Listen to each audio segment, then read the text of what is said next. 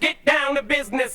Thanks for coming out tonight. I wrote me a manual, a step-by-step booklet for you to get. Oh, I make money move. You can't see me, my time is now. What up, guys? Welcome back to the Fitness Times Business Podcast, the show created to provide you with the practical and strategic advice to help you level up in fitness, business, your career, your relationships, and your life. My name is Joseph Mansell. I am your host, joined for another installment of Your Four with co-host Brandon. Hello. Like how I drew that out there? Yeah. It's man, there's so many things happening in the pod at the moment. We're trying a different ambiance. We're back in the original podcast studio for this episode, which doubles as our boardroom here at MJ Fitness headquarters, and we're back for another installment of Your Four. Yeah. Straight off the bat. Different setup. Well, I think the last episode, the questions were so good, and the response that we got to that episode was so good, and we've got such a big bank of Your Four questions. We're like, man, we got to keep pumping these out. So we have another 4 questions, and these are, man, there's some good questions. Yeah. There's some good questions. There's some that missed out that are real good as well. Well, the next episode might be another episode of Your Four, just while we're getting through these. But if you have a question, while we're talking about questions, if you have a question that you'd like to submit that you think is appropriate for an episode of Your Four, the best place to send them is straight to Brandon on Instagram at Brandon Verde, Verde. Well, let me spell the full thing: BrandonVerde. And you can just send them a DM and pop your question in there. One thing with the questions, as you guys know, they're always anonymous. So we just ask the question. We don't say who it's from. So if you're worried about, you don't want to be seen as asking a particular question, it's not. I don't even see it. You see, obviously, who asked the questions, but I just see what ends up getting asked, and I got no idea where it comes from. And you guys, the listeners, the viewers, have no idea who's asking it either. So complete anonymity. We just want some good questions. So you can send them straight to Brandon. Before we get into this episode, Brandon, I just want to talk a little bit about the new Creatine HydroPure from Creation Supplements. New drop from Creation. I don't even know what number product this is now, but it's been quite some time in the making. Pure pharmaceutical grade creatine monohydrate, the best of the best. The purest of the purest. Pure as the driven snow. As pure as the driven snow. No fillers, no flavors. Everything that those of you who have used a supplement from Creation Supplements before would know. It's no bullshit, man. Like it is what it is, and it's good quality, essential-based supplements. And Creatine HydroPure is no exception. Pure pharmaceutical-grade creatine monohydrate, exceptional value for money. It's a 500-gram tub. So if you're taking 5-gram serves, it's 100 serves. If you're taking 3-gram serves, it's like 160 something. 167, rounded up, at $59.95, and specifically for you guys, the listeners and the viewers of the Fitness Times Business Podcast, we have a once only offer to introduce the new Creatine HydroPure. You're going to get 30% off. Already ridiculous value for money, and now on your first tub of HydroPure, 30% off. Just use the code FXB online at massivejoes.com. Pop a tub of Creatine HydroPure in your cart.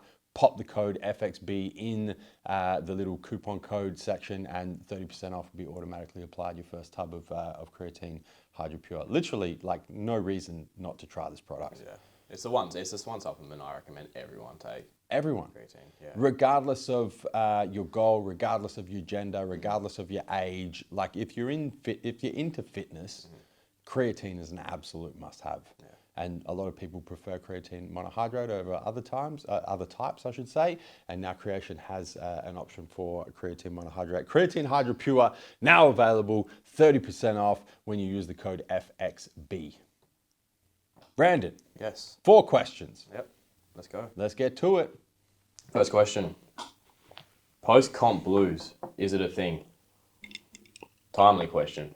It is a timely question because we are smack bang in the middle of season B here in Australia, in the bodybuilding world. So a lot of people are going to be experiencing post-comp blues if they haven't already over the next few weeks. Yeah, it's a thing.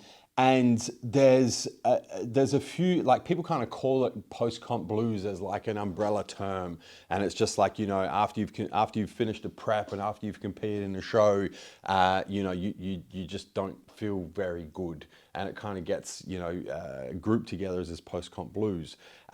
What it actually is there's a few different things that happen after a contest prep and after a competition.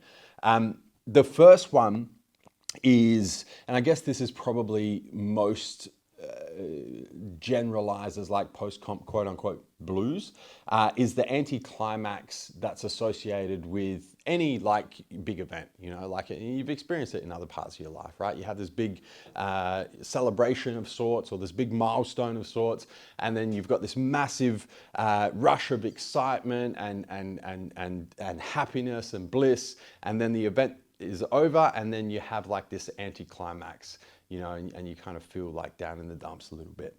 The same thing happens with a competition. And the reason for it is primarily dopamine, right? Is because you have this consistent stream of dopamine as you're progressing towards a particular goal, and in this case, a competition. You're progressing towards, you know, being on stage. You can see the progress week on week, and the hormonal and psychological hormonal reward for that is dopamine, because you can see the progress. And then you have the big climax, the show that you compete in, and you're up on stage, and a massive rush of dopamine, and then it drops off, and then there's no real dopamine release. And that is really what causes the sadness, really, the anticlimax, the quote unquote blues that most people experience. But that's not the only thing. Because the other thing that you experience after a contest prep and after a show is you might have prepped for 12 weeks, maybe 16 weeks, maybe 20 weeks. And I've mentioned the progress, right? You're progressing, you're losing body fat, you're looking good, you're making progress in the gym, you're heading towards that goal of the stage.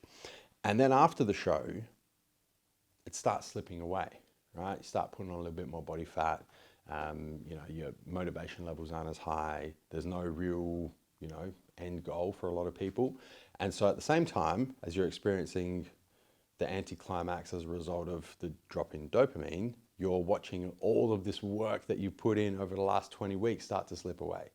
So that has a negative psychological feedback loop as well. At the same time, you're dealing with raging hunger hormones because you've been in a caloric deficit for 20 weeks, right?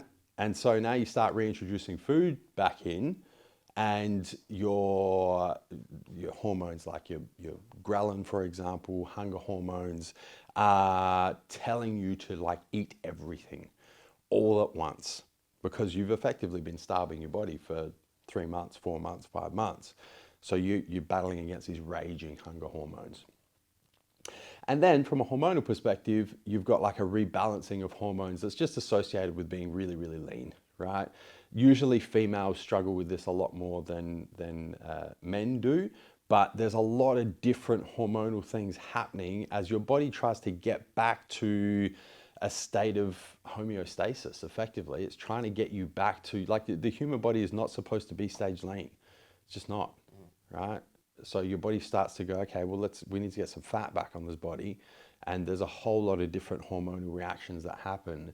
You know, hunger hormones we've spoken about, sex hormones, sleep hormones. Like, it's a fucking mess, to be completely honest.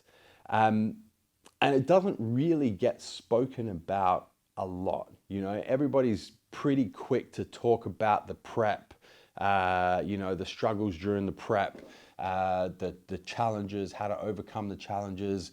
A lot of people talk about the day of the show, you know, all of that, and the glitz and the glamour and the highlights, and you know how it is. And then no one really talks about the post-comp blues, which is why I think probably where this question comes from, like, is it a thing? Yeah, it's a fucking thing. It's just no one really talks about it. And I think, you know, it's one of those things that I wish people spoke about more. Like, I always try to after a show, you know, I always get asked about it, and I try and be as open and as honest and really kind of as vulnerable as I can be, because I think it's important that people understand that this is, like, it's real and everyone experiences it. And you know, it's not something that you should be ashamed of. It's not something that you should try and, you know, you feel alone with. It's part of the process of you know, being in a caloric deficit for a prolonged period of time, competing in a physique-based sports bodybuilding show. You know, it's part of the process. Yeah, I haven't competed before, but it's the same with a lot of things. A lot of big events you have planned, whether it's me with having like a physique goal, or like if you're shredding for some, or even me going to Europe, the build up towards it. It's you get the dopamine from the journey, the journey towards it, and then once it actually happens, that's when you come crashing back down. And then working towards something, and then now obviously it's expected that you're going to feel a bit lost. So that's why I think you need to have a goal almost straight away after do you agree? Look, I think my thoughts on this have developed over the years, because had you asked me this question maybe 5 years ago, I would have said, yeah, 100%. Like, it's super important. And a lot of coaches preach this, a lot of prep coaches preach this as well. It's like, you know, as soon as the show's over, set your next goal, you know, and a lot of people, like, it might be make sure it's not a static, but set a strength-based goal, or set a, you know, some goal that's not related to the way that you look, because, you know, after a show, the way that you look is going to start to slip away week by week. So that's not a good goal to set, which I agree with. But a lot of them are like, you know, set a goal straight away and start walking towards that goal straight away. I think as my thoughts around this have progressed over the years and developed over the years, and I've been through more preps myself, because I used to do that too, set an immediate goal. I think that the risk is that you sweep a lot of the emotions under the carpet, and you don't actually experience them, because now you're immediately, the show's over and I'm focused on the next goal straight away. And the thing with emotions is, if you don't experience them and they bubble away in the background, and they always do, at some point you have to feel them. And I think that that's the risk of, like, immediately setting another goal and moving straight into that goal. My thoughts now are, experience the blues. Like, just experience it for what it is and understand that that's part of the process. You know, it might last a week, might last 2 weeks, might last a month. There's nothing wrong with leaning into those negative emotions. People are so fucking afraid of, I don't want to experience sadness, and I don't want to experience feelings of shame, and I don't want to, you know, anything negative. I just want to run away from it. It's not going to fucking kill you. Like, just experience it. Understand that if you purposely numb negative emotions, it's like a pendulum. You're going to inadvertently numb positive emotions as well. The more you can lean into the really uncomfortable, not so nice emotions, you're developing the ability to lean into the positive, fun, happy emotions. Yeah. So that's kind of my thoughts on it now. Yeah, awesome. Yeah, I was going to ask your advice to people new to competing, or they've just competed. Yeah. But yeah, like you said, I've lost my train of thought. Well, people kind of, you know, the question that I usually get after a show, always, I shouldn't say usually get, the question that I always get after a show, like, literally, I'll fucking post something on social media about, like, a stage shot, you know, and I'll say how I went and whatever, and literally, like, the first comment is like, what's next? Yeah. I've heard you talk about this before. Yeah. And I'm like, what the fuck do you mean, what's next? Yeah. This is my chance to actually just be present in the moment and just experience it for what it is. I'm not thinking about what's next fucking 10 minutes after I've stepped off stage. Yeah. I'm enjoying that moment, you know? It's funny, because after the New York Pro a few months ago, same thing, like, what's next? and I did a Instagram Q&A in my story, and a lot of people, what's next, what are you thinking, blah, blah, blah, all this shit. And I was just like, I am actually just going to enjoy the moment. I just competed at one of the biggest fucking shows in the history of bodybuilding, a show that I watched as a teenager that I had no business believing that I'd ever step on the New York Pro stage. I just did, created history, first Australian men's physique pro to do it. I'm actually going to enjoy this moment. And there were negative emotions as well. I'm going to lean into the negative emotions. What's next? I'll think about in a couple of weeks. Yeah. One of the best things I ever did, man. So really your advice is just be aware that it's more than likely you're gonna come down after it. Yeah. And just, it's guaranteed. Just accept it. Yeah. And just know that Yeah. you're gonna feel like that. 'Cause Yes. if you're more aware of it at the time, Yeah. it'll be easier to deal with. Yeah. You just know it's gonna pass. Yeah, know that, it's like anything, man. This too shall pass. Like, it's not going to last forever. And, it is going to feel like shit. The post-comp blues, like the post-comp period is fucking horrible for all of the reasons that I mentioned. It is horrible, but it's not going to last forever. So, don't fight against it. Lean into it. Yeah. Good shit. Next question. Next question. Let me get some ASMR here. Oh, what's going on here? It's my hay fever medication. I just started to get a tickle on my nose, so I thought I'd Yeah, get that. some up with some C-bum. Get that into you. Those of you watching the video version will know what's going on. Those of you who are listening, you've got no idea. It's a reason to watch the video version. Question 2. Is it too late to get into e-commerce if competitors are well established in the market? The short answer is no. Of course not, because you think about some of the biggest e-commerce brands in the world, and they weren't the first in their category. They were often very much not the first. They very much the category had developed, and then they've come into it, years after they'd been a big market leader, and now they are the market leader. So I think you kind of turn to the evidence, and you look in like all different categories. It could be like fitness, our space. It could be fashion. It could be electronics, perfume. Like, fucking pick anything and look at who the market leader or the multiple market leaders are. Understand their journey, and most of them were not the first. Right, so they came in at this point into e-commerce where there were well-established competitors, and they just either did it better or offered something slightly different, and were able to gain a lot of market share. So the short answer to the question is no. The bigger answer to the question, and this really applies. This applies to any business, not necessarily e-commerce, but any business where you're going into a competitive marketplace. It's something that I spoke about this week on Monday morning, our Monday morning managers meeting. So one of the greatest, in my personal opinion, one of the greatest marketing minds is a gentleman by the name of Seth Godin. And I've read a whole bunch of Seth's books. I get subscribed to Seth's blog, and I get that every morning in my inbox. And Seth is, man, he's incredible. Like his way of articulating his thoughts, and the thoughts themselves are amazing. One of the things that he talks about is the smallest viable market, and he talks about going narrow and deep rather than wide and shallow.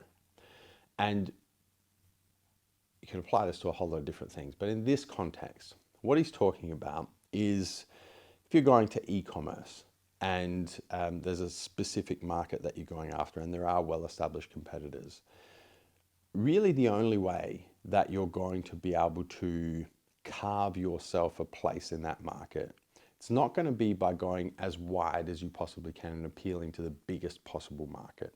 It's going to be by appealing to the smallest viable market for your e-commerce business. So you need to identify, what's the business I'm in? What are the products or services that I want to be in the business of? as narrow as I can possibly define my market and my potential customers. I'm going to try and go as narrow as I possibly can. And then I'm going to go as deep as I possibly can into that narrowly defined market and offer them something that nobody else can offer them. So let's take, for example, I don't know, you pick something, anything, any product that could be sold online. Blue light blocking glasses. Okay, so let's go blue light blocking glasses. So going wide and shallow would be like, I'm going to create an e-commerce website or brand or whatever it is that's going to appeal to everybody who is in the market for blue light blocking glasses, right? That would be wide and shallow. Smallest viable market, narrow and deep. I'm going to create blue light blocking glasses that appeal to only women between the ages of 21 and 25 who resonate with a particular style of glasses that might be inspired by one of the big fashion houses, for example. Let's take Prada, right? Prada's got a really nice range of glasses at the moment. My blue light blocking glasses are going to not copy them, but they're going to be quite similar to that style of glasses because I know that that appeals to that particular female between the ages of 20 and 24. And that is my smallest viable market. And I'm going to create a product and a website and an offering that specifically appeals to that smallest viable market. And I'm going to go as deep as I possibly can when it comes to the way I'm designing my product, my website, my marketing, my advertising, who I'm recruiting as influencers, how I'm targeting my ads. Narrow, deep, smallest viable market. And if you do that, the big blue light blocking glasses companies, they can't compete with you at that product offering because they're focused on going as wide and shallow as they possibly can. So the answer to the question is, no, it's not too late. The follow-up is, how do you do it? You focus on the smallest viable market, you go as narrow as you possibly can with that market, and you go as deep as you possibly can into a product or service that appeals to that market. Yeah, no, that's an awesome insight. I think you need to also go into the mindset of it. Don't just get into it with the mindset of like getting rich or just making a quick buck either. I don't think it's too late to get into anything if you're hungry enough, if you're passionate enough. Like you said, it applies to everything. But yeah, the smallest viable market is huge. It applies to a lot of things. Like I heard Alex Hormozy say it as well. Like you hear that thing, that saying, oh, billionaires have 7 different streams of income. Yeah. But they didn't start there. Yeah. They start on one little thing, they hone in on that, get good at it, and then that's when they cast their net a bit wider. But yeah, you covered it there. You know, I'm not sure I agree with that because I've heard that from Alex, and I've heard that, like, obviously that, you know, that's been spoken about a lot. I don't know if I've heard it more recently or just my reticular activating system is firing up and I'm noticing it more recently. But you know, it's the whole thing, and just to kind of flesh it out for people that perhaps haven't seen any of Alex's content around that, or a lot of people have done a lot of content, but around, you know, like people who are financially independent and very financially wealthy often have a lot of different income streams. So effectively they're diversified. They don't have all of their eggs in one basket. And the counter argument to that is, yeah, that may be true, but they always started with their eggs in one basket, developed one income stream, and then used that income stream to create multiple new income streams. I really think that is an oversimplified way of explaining how that process works. Because everyone I know, personally, who's super, super wealthy, it was never that, right? It was always, and I guess I'm going to be skewed a little bit because a lot of people who I know who are super wealthy are entrepreneurs, so they're already going to have an entrepreneurial mind. So take what I say as just my personal experience. My point is, I think that the way that this has kind of been oversimplified, and I've seen Alex's clip where he has the different glasses and he pours like the water into the different glasses and, you know, uses that as like the visual representation of multiple income streams. And then he's like, well, if you just take all the water and pour it into one glass, it overflows. I think it's just oversimplified because back to the people I know, entrepreneurs, is they very early on, they started thinking about multiple income streams. And it might have been just a slight nuance to what they were doing, but they had like their main business, and then it was like, oh, well, let me go and explore this, and let me go and explore this, and let me go and explore this, and let me go and explore this, as the entrepreneurial mind does. And it very quickly turns into, they may have one main income stream that generates 90% of their income, but they're always thinking about and exploring different opportunities for different income streams. I just think it's way too simplified to say go all in on one thing, wait till that's making you millions of dollars, and then figure out how to take those millions of dollars and diversify across 10 different things. Because diversification is a skill as well, right? You can't fucking turn it on and off like a tap. You don't just go, okay, yeah, no, I know this thing really well, and now I'm gonna start that. No. You get better at it the more you do it. So the sooner you can start diversifying and thinking about different opportunities, in my opinion, the better. Okay. Like I said, I may be skewed in the other direction, but man, there's so much of this shit that I see on social media where I'm just like, it oversimplifies something that's a lot more complex by nature of the fact that it should be fucking complex. And I think sometimes people kind of just go, they just go too far in the other direction. Yeah, okay. That's what I'm trying to say. We're way off fucking topic. No, it's good. How do we even get here? That's a good little off topic. How did we even tangent, get I here? think. Yeah. No, I can't think of any other, like off the top of my head, but I've seen it before. Where it's like, this is the status quo, it's wrong because of this, and then it's like an oversimplified example of why it's wrong. And it's like, okay, hold on a second, I can see why that appeals to people, but there's a lot more to it than this oversimplification of why the status quo doesn't work the way that people think it works. There's a question about that coming up, if I'm not mistaken. So that was a good insight, because you don't really see many counter arguments, because I have heard it a few times as well. Yeah. I think even Ed Milet touches on it. Yeah, Ed's spoken about it before. Having that main source, that main thing, and then obviously different streams. But I mean, people are always going to have a main thing, right? Because, especially if you're financially wealthy, it gives you the freedom to really kind of lean into what you're passionate about, which by nature of you being passionate about is going to become your main thing. And that's what I mean. Like, there's so many different complexities behind the scenes here. The one thing that I do agree with that is spreading yourself too thin, right? And this is something that I've personally done myself in the past, is I've had, like, my innate entrepreneurial mind sees opportunities everywhere. And so I want to go do this, and then do this, and then do this, and then do this, and then do this. And I really need to like pull it back and just go, fuck man, just focus on like, keep the main thing the main thing. Yeah. So I do agree with that, is that sometimes people go, okay, the wealthiest people in the world have an average of, I think the average is 7 income streams or some shit. Therefore, if I'm trying to get on their level, I need to start building 7 income streams right from day dot, right? So I've got a little bit here, a little bit there, a little bit there, a little bit there, and I've got too many fucking things going on, and I can't commit to one thing enough to actually see it through, and I'm a jack of all trades, master of none. And instead of trying to chase one chicken, I'm chasing fucking 7, right? And that is true, right? Because I've seen that play out as well. I've got a few of my mentoring clients that I work with where I'm like, man, let's just start here. Let's go.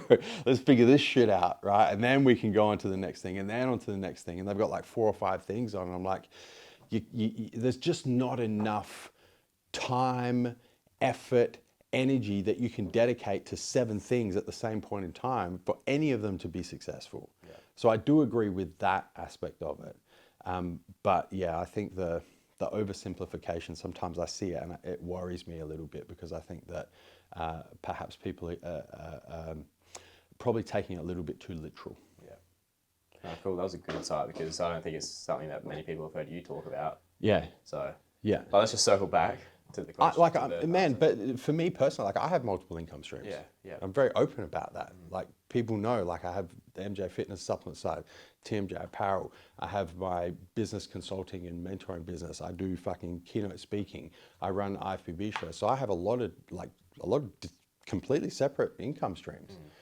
But I got a main income stream too, which is where I spend most of my time. That's what you guys see me doing. Yeah. So yeah, I guess my experience is mixed in that regard. Yeah. So quick recap. Yes. Smallest viable market. Yep. Find a gap. Or just find a specific niche. Narrow niche and go as deep as you can into it. Yeah. Yeah. Awesome. Can I just add one more thing before we go into the next question? No, you can't. This is the longest answer in the history of your four. Specifically with e-commerce as well, just because this question was an e-commerce question. At the moment in e-commerce, there is probably the biggest opportunity that I've seen to get first mover advantage over businesses that are established and can't move as quick as new businesses can. Probably the biggest opportunity I've seen since the advent of social media. So 2008, 2009, something like that. So the biggest opportunity in 15 years. And that opportunity is around Web3, it's around AI, it's around VR. And we've spoken about it here, right? Because we're currently working on another little project on the MJ Fitness side of things. And there's a massive opportunity to use AI in an e-commerce space that our eyes are wide open to, that I know a lot of our competitors in the e-commerce space on the MJ Fitness side, in the supplement side, are too big and too well established. They're gonna miss the opportunity. Just like when I first started Massive Joe's, and I built a business on the back of social media, and I had a lot of established competitors in the marketplace that they were like literally 5 years late before they got on the social media. And I was able to literally build my business from nothing, from selling supplements out of my fucking bedroom as a teenager in my parents' house, into a multi-million-dollar company within a number of years in terms of turnover, on the back of being a first mover in that space. And we're currently seeing it right now, and it's Web3, AI, VR. So back to the e-commerce question, now if you combine, if you combine smallest viable market, going as narrow as deep as you possibly can, with Web3, AI, and VR, change your life forever. Let's move it quickly. Yeah. Cool. Next question. Now we can move on. Question 3. Are fitness tracking devices and apps helpful tools for health and motivation, or do they contribute to unhealthy obsession and anxiety over metrics? What do you reckon? I know you're a bit of a tracker of analytics. Yeah, 100%. I love them, but there is a bit of a trigger warning, especially with like your calorie counting apps, I find. Yeah. Calorie counting apps, sleep trackers, there's your watches, your smart watches, Aura rings. your Aura rings. Yeah. It can be a pretty sensitive topic to those who have struggled with, in particular, calorie counting. Struggled with their relationship with food in the past. Like I haven't had an eating disorder, but I've definitely become pretty obsessive over the metrics in the past. So I empathise with those who are going through that or have gone through it. But I see it as a tool. I don't use it every single minute of the day. I think it's different. It's really, it's individualized. It needs to be, I mean, competitive athletes, when like every single macro counts and things like that, I think it's a bit different. But I like it as a tool because for me, it's a good way to get a good idea on what I was eating, what I was consuming. When I was trying to put on weight, why wasn't I putting on weight? Because I was under eating. Vice versa, when I was trying to lose weight, I was over consuming. So I think it's a good tool with the calorie counting apps. Sleep trackers, man, I used to love using them. I had a Whoop.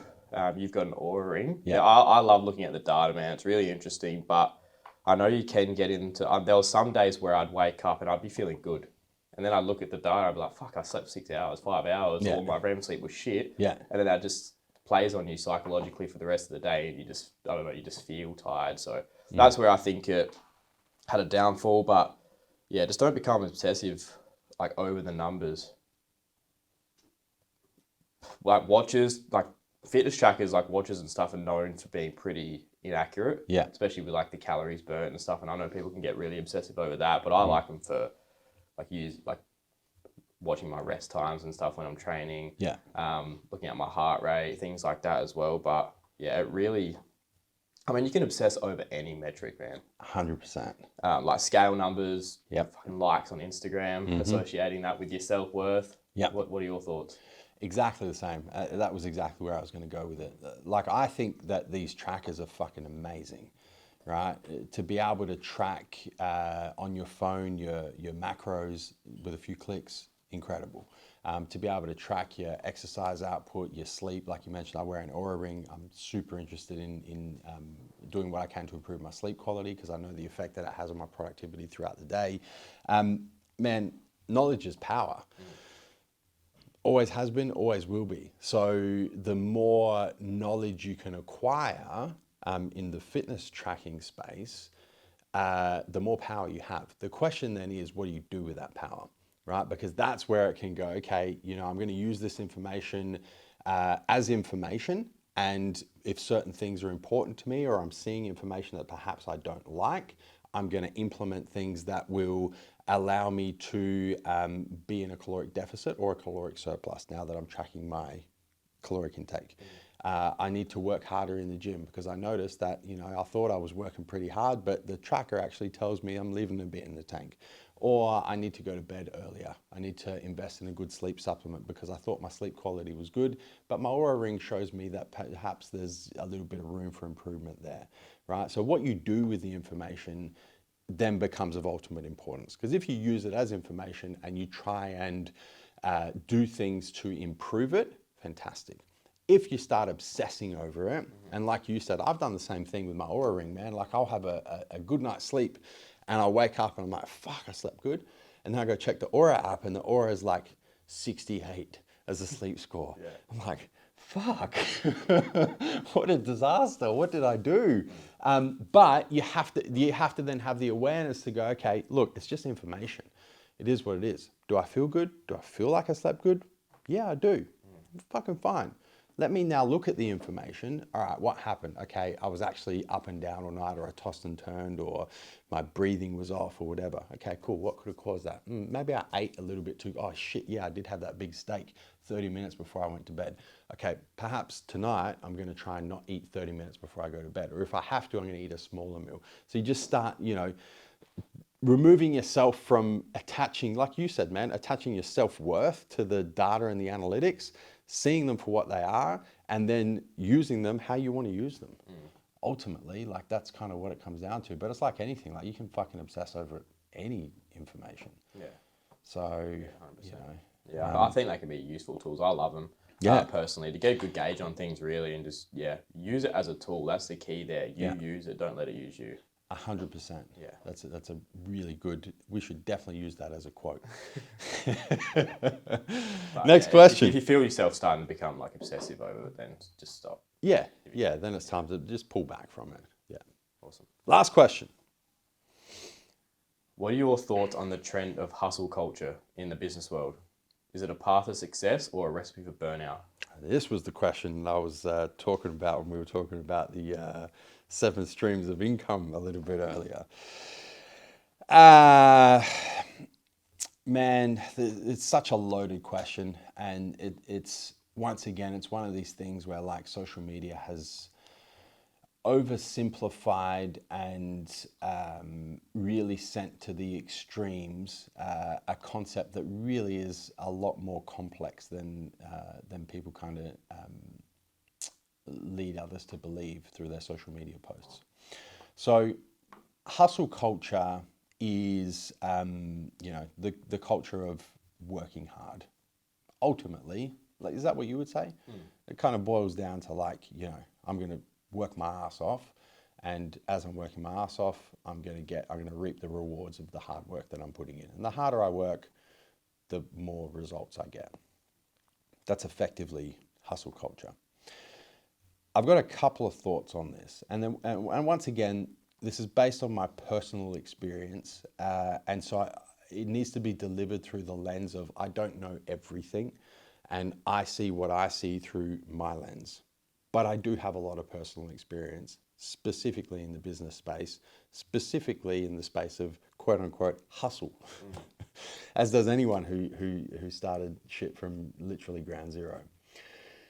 My first thought is there's a big difference between being busy and being productive, right? So hustle culture oversimplifies what hard work is, because it's very easy to work really fucking hard and achieve nothing, because you're confusing busyness with actual outcomes and actual steps forward and actual productivity. This is something that I work on a lot of my business mentoring clients and personal development mentoring clients. I work on this a lot because a lot of them, being high achievers, are very busy and their plates are fucking full, but a lot of it is just wheel spinning. They're just spinning their fucking wheels, man, and they're not actually moving to, a lot of them, there's no actual goals in place. So it's kind of like, well, why are you so fucking busy? You don't even know where you're going.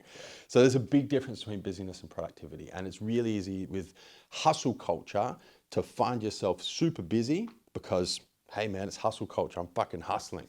I'm working my ass off. I'm up at 4. I don't go to bed until fucking 10. I'm sleeping 3 hours a night. I'm hustling, man. Fucking hustling. Working 9 days a week. I'm working fucking 24 days every 7 days, you know, and you know, because I'm hustling. Yeah.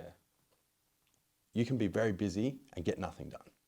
So that's the first thing that you need to be very conscious of. Is all of this busyness producing productive outcomes, or am I just busy for the sake of saying that I'm a fucking hustler? My second thought around it is, and Harley, it's interesting because I was talking to you about this yesterday. We were, Harley, our new content creator, I gave a keynote speech yesterday, and we were driving back from the keynote and we started talking a little bit about on social media, people that glorify almost the opposite of hustle culture, where they put in a lot of work. They put in very little work and have these awesome results. And I said to you, just be careful with that, because often either one or two things are happening. They're actually working a lot harder than they're letting you believe, or the results are not as good as they're leading you to believe. Mm-hmm. There is definitely a relationship between how hard you work and the outcomes that you achieve. Don't get it twisted. For the most part, you work hard, you produce good outcomes, provided that the work is productive. It's not just busyness for the sake of being busy. Put in productive hard work, you achieve outcomes. There's going to be a lot of times in your career where you are working your fucking ass off and you're being as productive as you know at that point in your career you can possibly be, and you are literally fucking hustling. And nothing changes on the outcome side. And this is where a lot of people quit, because they're doing everything they can do. They've refined their process, they're efficient, they're productive, they're really real hustle. They're really hustling, and they're not getting the outcomes. And they go, fuck, what am I doing? It's wasting my time, wasting my life, wasting my effort. Let me go and pivot, try something else. This is literally, if I'm not mistaken, I can't see behind me, but I know I put it up there earlier. There's the meme of the gold digger. Mm-hmm. Yeah. I think Everyone knows that one. Yeah. He's got the pickaxe. Diamonds. And yeah. And this motherfucker is chipping away. He would have been like literally fucking hustling, and nothing's happening. But he was just a few more swings of the axe from unlocking the result that he was trying to get. In this meme, it's the diamonds that are in the fucking cave that he's digging towards. It's important that you understand that. So while most of the time there is a direct correlation between effort and outcome, a lot of the time there's not. And you're going to go through periods where you have to fucking hustle and level up and be productive and be efficient and work your fucking ass off for longer than you think and much harder than you think, and you're still not going to get the outcome that you want to get in the time that you think it was going to take you to get it. And you just have to keep going. My final thought on this is it's very easy to then also be very productive and be very hardworking and hustle to the extreme where you don't give yourself the downtime to be still, which then is your opportunity to be creative. And what I mean by that is even Formula One cars take pit stops. Even the highest performance machines known to man have downtime. You can't run at 120% all of the time, non-stop, without taking time to be still, to check in, what's going on? Am I healthy? Am I happy? And is the direction that I'm heading in still the direction that aligns with who I'm trying to become and what I'm trying to achieve? I think it's very easy to just run at 120 all the time and not check in, not be still, not have those periods of creativity, those periods of downtime, those pit stops, which often will change the trajectory of your life for the better.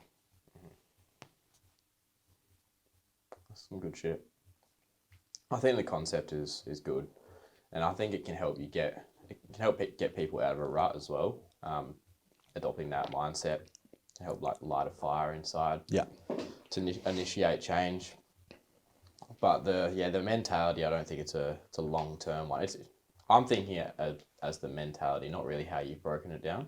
I want to know, what are some tips that people can do to ensure they're not just being busy, but they're being productive? I know this can open up a whole... Yeah. There's a loaded question. Yeah. Man, I'm actually working on a tool at the moment. This is going to be a shameless plug, but I'm going to mention it because I think it's really something that will help people a lot out with this. It's a daily accountability calendar. And it's something that I've used for, more than 5 years.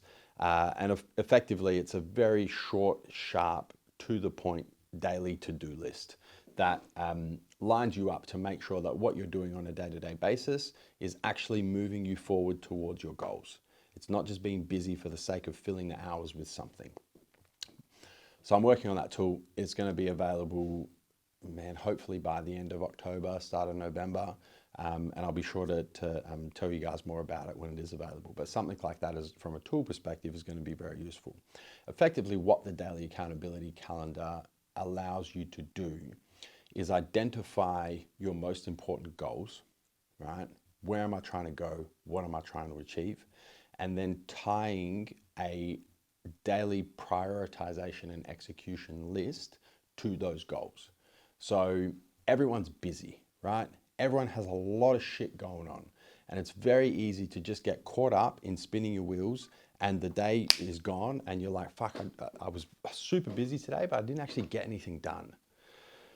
By prioritizing the most important tasks that will push you towards what you're trying to achieve, who you're trying to become, and making sure that those get done and holding yourself accountable to making sure those get done, that's why it's called the daily accountability calendar, is a great way of starting to separate busyness from productivity.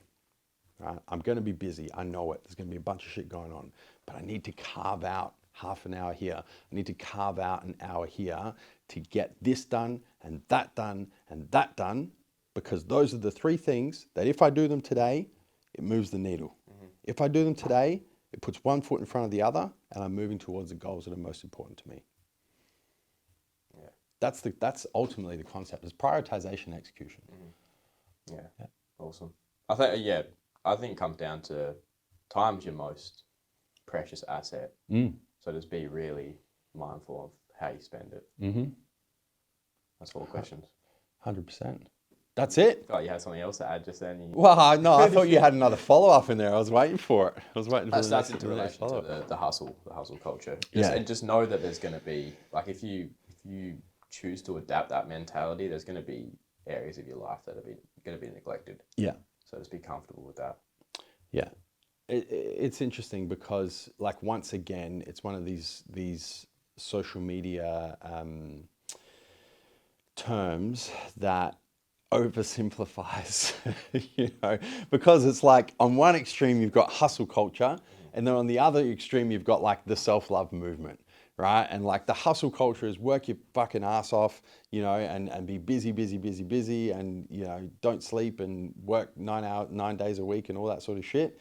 And on the other hand is like, just love yourself, man. Yeah. Don't work too hard. Yeah. Make sure you got time to, sit on top of the fucking perch and meditate for 4 hours a day. And, and those are two, opposed ideas that in their own right are just, they oversimplify it because it's like, well, you got to be this or you got to be this, right? You can be a blend of both, right? And you should be a blend of both. Yeah, I think about like when I was, the sort of stuff that I used to consume when I was looking for direction in this regard. And this is why this shit kind of like worries me a little bit, because it's been oversimplified. Man, I used to look at the people who I looked up to, and you kind of know who they are because we've got a bunch of them around the place here and posters and whatnot. I used to go and study like what did they do? Like, was it all hustle all the time? Or was there a little bit of downtime? Or was it self-love all the time with a little bit of hustle? Like find out who the people you look up to, actually dig a little bit and find out what they do. Reach out. Fuck, these days you can reach out to them, ask them what they do if they don't already share it. It's often, you're kind of led to believe you have to be this or that when you can be this combined with a little bit of that. Yeah. And you should be, because the most successful people in business, fitness, relationships, all parts of life often are able to combine two, and are often able to hold two things that seem to be on opposite ends of the spectrum at the same time. So just some food for thought. You don't have to buy into one camp or the other. Yeah, I love it. That's a wrap. That's it. Done. Another one. Down. One, Harley's got Harley's like, yeah, we made it. He's like, fuck, the camera's about to run out. No, we're all good. Guys, thank you for tuning in to this episode. Once again, if you've got any questions that you want to send through, at Brandon Verdi on Instagram for the very next episode of Your For. Brandon, thank you very much. Thank you. Another good blend of questions, and I hope that the listeners and the viewers took a lot out of this episode. Guys, if you did take some value out of this episode, the one thing we ask in return is that you share the show. The best way you can do that is through your Instagram story. Take a screenshot right now on your favorite podcasting platform, post that in your Instagram story, tag Brandon, tag myself. We love seeing those and we like resharing them, as many as we can as well. Brandon, thank you very much. Guys, you could have been anywhere in the world right now, but you're here with us. We appreciate that. Until next time, we'll catch you on the flip side. Thank you guys so much for tuning in to this episode. We hope you enjoyed listening. A couple of things to round out. Firstly, if you've yet to subscribe to the Fitness Times Business podcast on your favorite podcasting platform, make sure you do that right now so you don't miss any future episodes. Secondly, if you guys took some value from this episode, the one thing we ask in return is that you share the show. And finally, if you've yet to leave us a 5-star rating, make sure you do that before the next episode.